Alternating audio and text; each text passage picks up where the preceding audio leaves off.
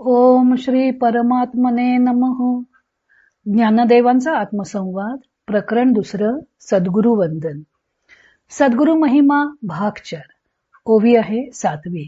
ज्ञानदेव सद्गुरूंचा महिमा गात आहेत. ज्ञानदेव म्हणतात, बोध चंद्राची या कळा विखुर अली या एक वेळा, कृपा पुनीव लीळा करी जयाची. पुनीव म्हणजे पौर्णिमा, लीला म्हणजे सहज. सद्गुरु कृपा म्हणजे शिष्याच्या बोधरूपी चंद्राच्या विखुरलेल्या कळा सहजगत्या एकत्र करणारी जणू पौर्णिमाच आहे. स्वामी स्वरूपानंद याचं अभंग रूपांतर करताना म्हणतात, विखुरल्या कळा होता एकवट, पौर्णिमेची भेट होय जेव्हा. तैसे नाना दृष्टी चिन्मात्र प्रतीती, गुरुकृपामूर्ती भेटताच. ज्ञानदेवानी या ओवीत सद्गुरूंना पौर्णिमेच्या चंद्राच्या रूपात प्रस्तुत केलं आहे व बोधावर चंद्राचं रूपक केलं आहे. ज्ञानदेव सांगत आहेत की सर्वांच्या अंतःकरणातच एक बोधचंद्र वसत आहे. तो आपला व आपल्याला भासणाऱ्या समग्र सृष्टीचा यथार्थतेने बोध करून देण्यास समर्थ आहे.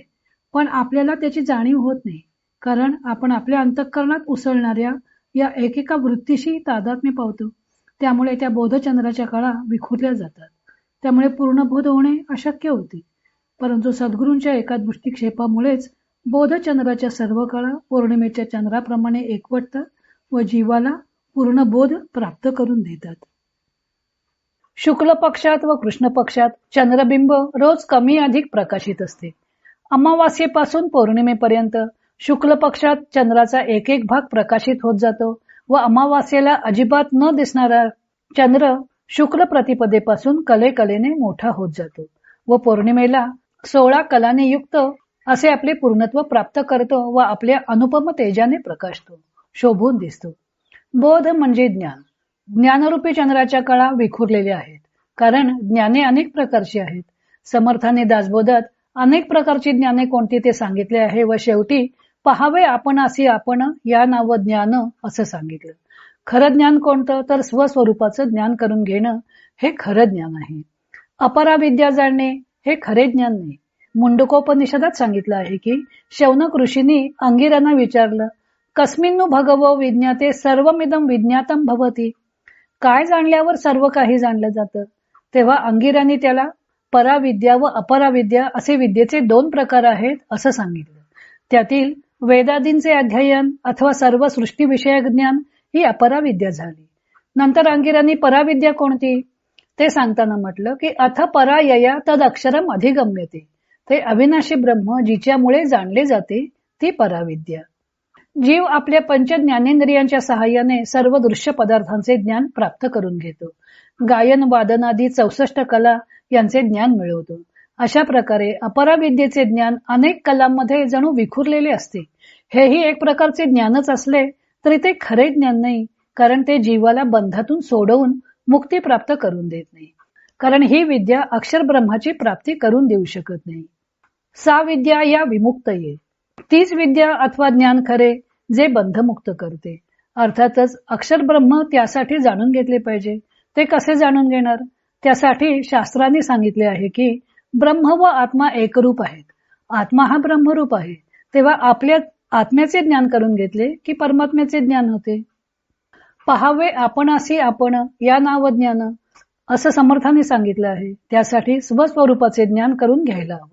जीव हा ब्रह्मस्वरूप आहे हे ज्ञान झाले की जीव आणि परब्रह्म एकरूपच असल्यामुळं परब्रह्माचंही ज्ञान होईल व जीव बंधमुक्त होईल.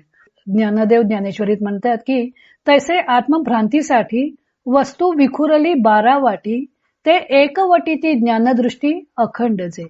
जो आत्मभाव खऱ्या स्वरूपाच्या भ्रांतीमुळे देहादी अनेक अनात्म वस्तूंच्या ठिकाणी पसरलेला आहे, तो आत्मभाव जे सत्पुरुष पुन्हा आपल्या ज्ञानदृष्टीच्या द्वारा नेहमी आपल्याच ठिकाणी एकत्र पाहतात, म्हणजे एकत्वाने पाहतात.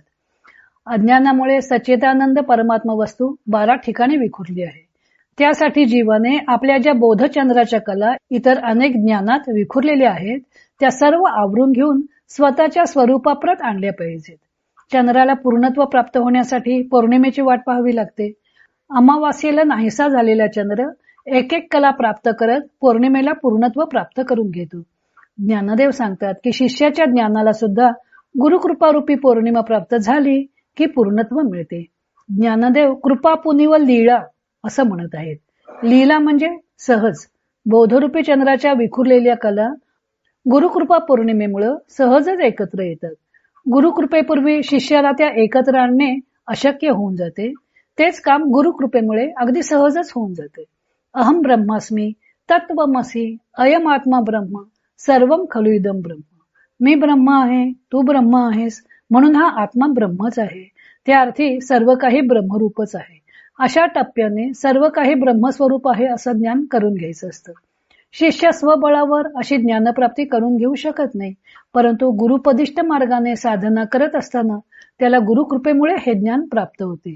म्हणून ज्ञानदेव गुरुकृपेला पूर्णत्व प्राप्त करून देणाऱ्या चंद्राची उपमा देत आहेत. स्वामीजी म्हणतात की गुरुकृपामूर्ती भेटल्यावर नाना दृश्यामध्ये चिन्मात्र प्रतीती येते. सर्व काही ब्रह्मस्वरूप आहे असं पूर्ण ज्ञान प्राप्त होतं. पुढे ज्ञानदेवांनी सद्गुरूंना सागराच्या रूपात प्रस्तुत केला आहे. तो भाग आपण उद्या पाहू. इतर अनेक ग्रंथांचा आधार घेऊन संत ज्ञानदेवांच्या अमृतानुभव या ग्रंथाचं लेखन व वाचन सौ मनीषा अभ्यंकर मिरज यांनी केलं आहे. हरिओम तत्सत.